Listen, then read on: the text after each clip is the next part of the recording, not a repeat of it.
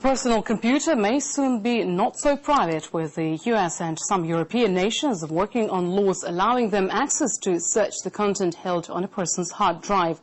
And President Obama's administration is keeping unusually tight-lipped on the detail, which is raising concerns among computer users and liberty activists, as Anastasia Churkina reports.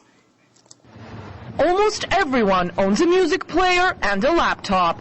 But what if the government decided to allow itself to get into these personal devices, and for no specific reason whatsoever? In extreme secrecy from the public, the United States is hammering out an international copyright treaty with several other countries and the European Union.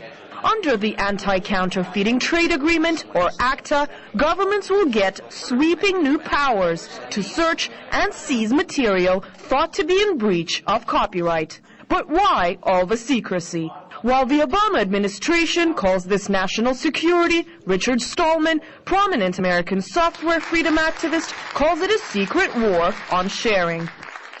We wouldn't like it if we knew. They're trying to do policy laundering. Democracy gets bypassed, and they can do to us whatever they want. I can only guess that it's going to be nasty, because if it weren't going to be nasty, they wouldn't need to keep it a secret. Up until now, the breach of copyright has been a civil matter. The Obama administration seems to now want to criminalize it. And even though recent reports suggest that on average more than 800 illegally copied songs can be found on a teenager's music player, this has hardly ever been seen as a reason for national security concerns. One of the things the treaty is said to be aimed at is peer-to-peer sharing, meaning passing on software from one user to another. But what it will do on a larger scale is let Big Brother watch you, however this time on a completely different level. Leaks of the text suggest that border guards will get unprecedented powers to search travelers without warning. They will be able to go through, copy, and confiscate any digital material a person has on their laptop. That means music, movies, and games, as well as any other personal material. I've heard people compare your computer and the files on there to going through your underwear drawer.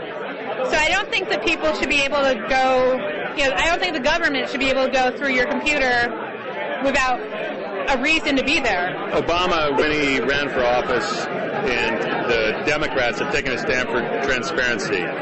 This legislation or this trade agreement is completely against it. The countries working on the treaty don't include important international players like China, Russia, and Brazil. Some say modern America is being overtaken by a culture of surveillance. Just generally using the internet as it's intended should not be something people should be afraid of. And I think that ACTA, again, with its sort of culture of surveillance, encourages and is designed to, put fear into people who are just trying to, use the internet for perfectly legitimate purposes.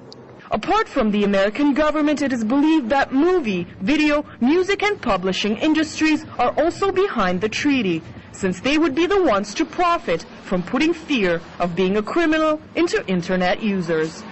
American civil liberties organizations have repeatedly asked for the details of the talks on the treaty and the document itself to be made public by the Obama administration, but to no avail.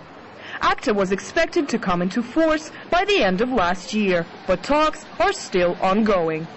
Anastasia Churkina, RT, New York.